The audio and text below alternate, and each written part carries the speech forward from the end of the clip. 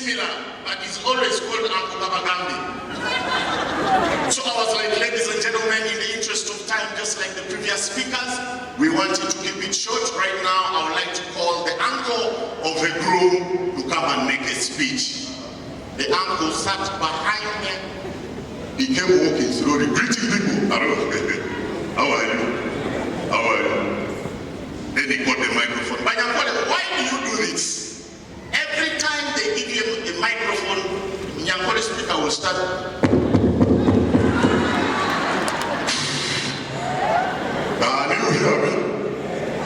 Anyway, like the MC has said, my name is Uncle Kabagam. I am the uncle of Nanga. This boy here, he always forget the names. This is Nani. You are who? Ah, Gilbert is my nephew. And I don't know why they laugh. Gilbert lived in my home. Well, and they are very honest. He lived in my home when the father was fired from his job. You lost your job, you were fired. You lost it. But before I continue, now problems start. I did not come alone. I came with my wife. And they don't sit together. Mama Patience will return. Mama Patience. That is my wife. Mama Patience will come. Tweet. You want me to say something? Yes, greet your people.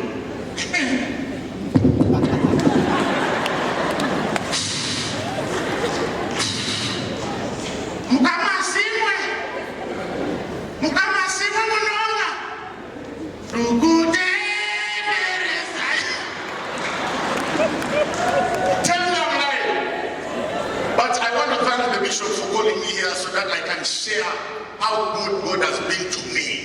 Let me tell you, in 2018, I got a phone call. Hello? I said, hello. Is this Salvador? I said, this is him. He said, Salvador, I am calling from the office of Pastors Robert and Jessica Kayanja. I said, okay. They are celebrating 25 years of marriage, the Silver Jubilee, and they want you to be the MC. I said, me, a sinner?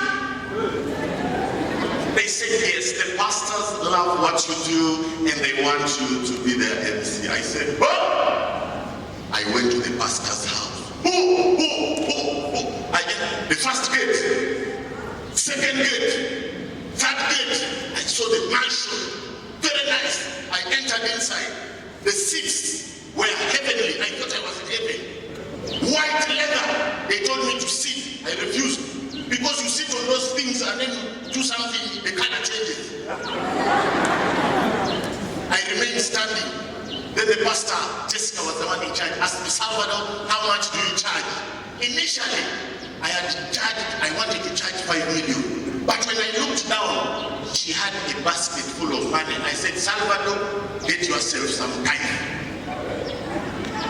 I told the pastor, Pastor, usually I charge 15 million, but because you are people of God, just give me 5. The pastor said, no, Salvador, we are going to pay you your worth. Oh, 15 million, they counted. Give it to me, cash. I put it in the pocket. Let me tell you, as soon as I stepped out, everybody looked like a thief. I had never held 15 million in my life. I even went and told the pastor, please give me one of your escorts to take me home. When I reached home, my wife came, anyway, I said, hey, stand there. I entered the bedroom and I locked it. You know women with money. I said, now these people have given me a task to be an MC on a function that is going to have religious people. I didn't sleep. I put my money there and they got a Bible. I started reading the Bible. I was looking for things that were going to be relevant. I arrived at the function. 99% of the people were people of God. Bishops, reverends, pastors, must say it was me.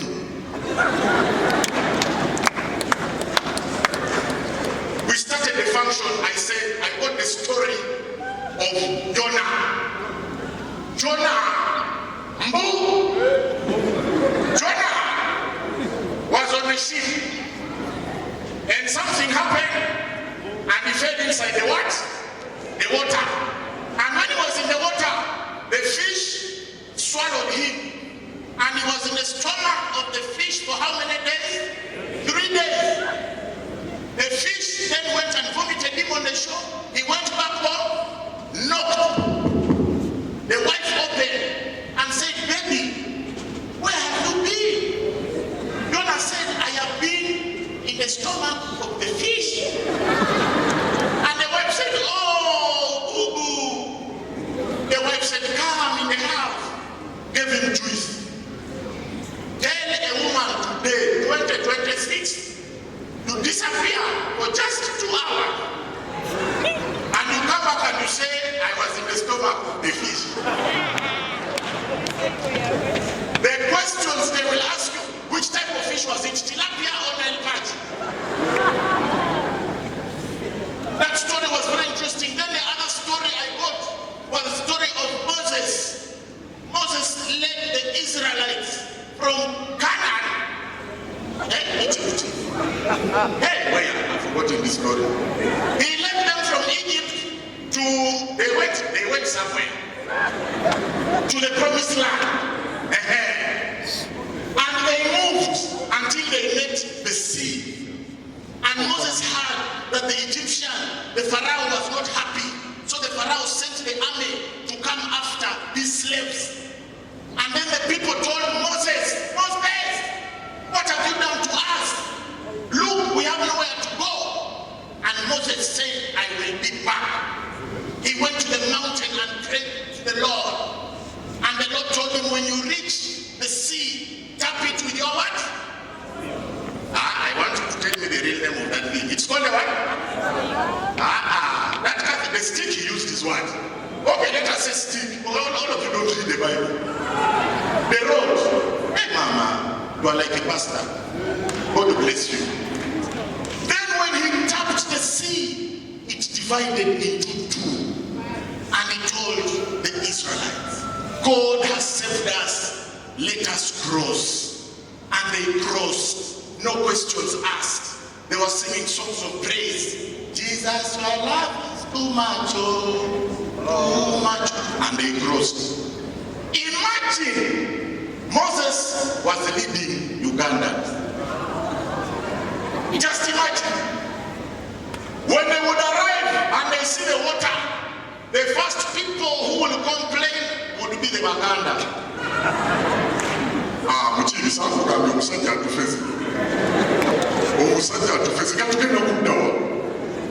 Then Moses taps the water and they divide into two. The Baganda are the ones who will compliment.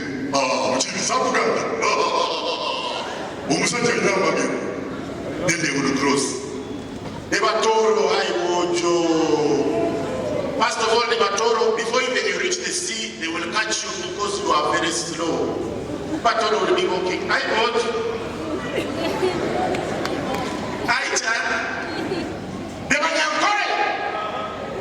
The Banyankore would reach there.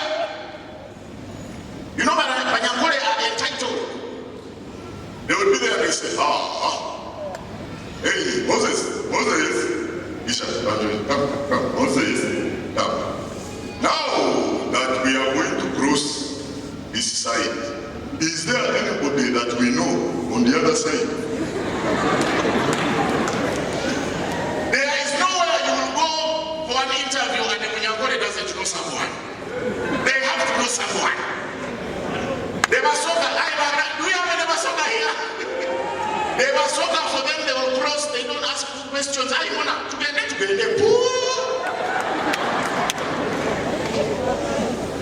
But the people who will be the most interesting are the people from the north. My people from the north. You see, for us Northerners, we have suffered naturally. So we are always very, very careful with the things we do. We have to ask questions. First of all, before we complain, The complaint comes after. As soon as Moses touches the water, and it divides into two. A jolly man will come. And you know, for us in the north, we don't know how to say wow. He will come and say, awa, awa, awa. The water has divided into two. Then he will call Moses. And for us, we cannot pronounce the name Moses. Moses. Moses. Moses. First of all, Moses, we would like to appreciate all the efforts you have made to bring us here. They are complimenting. Before they complain, you have done God's work by bringing us here, because the other side, we were suffering. But now you have led us to this situation. Now, that is when the complaint comes. The water which is standing, what is supporting it to remain where it is? It would be very hard. Another testimony I want to give, like I told you, I am an engineer, non-practicing. I left the profession in 2011. When I left, I only had 200,000 Ugandan shillings in my account. But I had to leave because of my personal reasons with the company. When I left, questions started. Salvador, how are you going to perform? How are you going to survive? Because I had to pay rent. I was taking care of my young brother. I have to pay his fees. I have to buy food. I have to buy groceries. I asked myself, did I rush into this decision to leave MTN? That is when I realized God works in mysterious ways. But something told me, believe, there will be a way. It was I resigned on a Thursday. Friday at about 5 p.m., I get a phone call, random call. Hello? I said, hello. Is this Salvador? I said, this is him. He said, yes, Salvador, I am sorry, I am calling you out of short notice. We have an event at Metropolitan Hotel, but our MC has let us down, and we were requesting whether you could be our MC. Are you available? I said, yeah, I am very, very lucky that I am available. Actually, the person who wanted to book me has not yet confirmed. So how do you want me to help you? He said, Salvador, I don't want to lose my job. Please, if you can come and be our MC, you will save our job. I said, okay, no problem. Then the woman asked me, how much do you charge?